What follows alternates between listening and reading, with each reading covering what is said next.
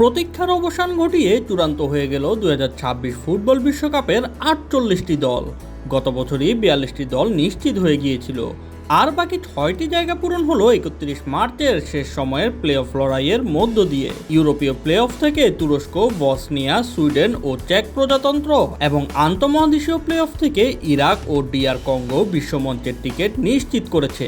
দলগুলোর এই অগ্রযাত্রার মধ্য দিয়েই পূর্ণতা পেল আগামী বিশ্বকাপের মহাযজ্ঞ।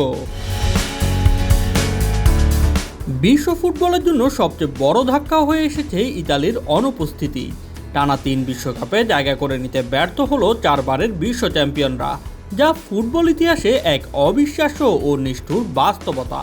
2026 বিশ্বকাপেও দেখা যাবে না নীল জার্সিধারীদের। ইতালি একমাত্র সাবেক বিশ্ব চ্যাম্পিয়ন যারা টানা 3টি আসরে বাছাই পর্বের বাধা পেরোতে পারেনি। 2018 ও 2022 সালের আসরে খেলতে না পারা দলটি 2014 সালে বিদায় নিয়েছিল গ্রুপ পর্ব থেকে।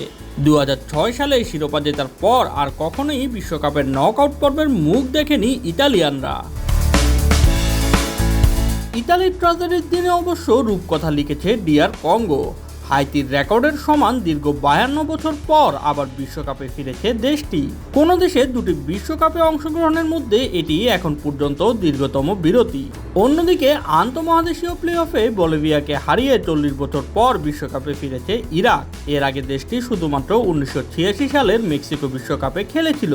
কঙ্গোর অংশগ্রহণে আফ্রিকা মহাদেশ থেকে মোট 10টি দল এবারের আসরে জায়গা পেল। অন্য দলগুলো হলো Algeria, Cape Verde, Ivory Coast, মিশর, Ghana, Morocco, Senegal, South Africa ও তিউনিসিয়া।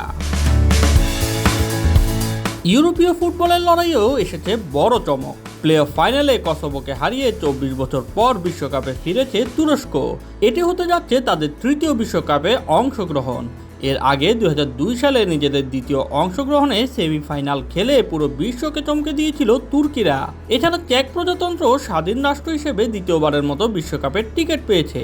এর আগে চেকোস্লোভাকিয়ার অংশ হিসেবে তারা 8 বার বিশ্বকাপে খেলেছিল এবং 1934 ও 1962 সালে রানার্স আপ হওয়ার গৌরব অর্জন করেছিল। এবারের আসরে মহাদেশীয় প্রতিনিধিত্বের দিক থেকে সবচেয়ে শক্তিশালী অবস্থানে রয়েছে ইউরোপ, যেখান থেকে রেকর্ড 16টি দেশ অংশ নেবে। ইউরোপের ঠিক পরের অবস্থানেই রয়েছে আফ্রিকা মহাদেশ। নতুন ফরম্যাটের 48 দলের বিশ্বকাপে একদিকে যেমন ইতালির মতো বড় দলের বিদায় ঘণ্টা বেজেছে, তেমনি কঙ্গো ও ইরাকের মতো দেশগুলো ফিরে আসা ফুটবলের নতুন প্রাণের সঞ্চার করেছে। সব মিলিয়ে উত্তর আমেরিকায় বসতে যাওয়া এই আসরটি হতে যাচ্ছে ইতিহাসের অন্যতম বৈচিত্র্যময় এক ফুটবল উৎসব। Shoaib Shams, BD sports time.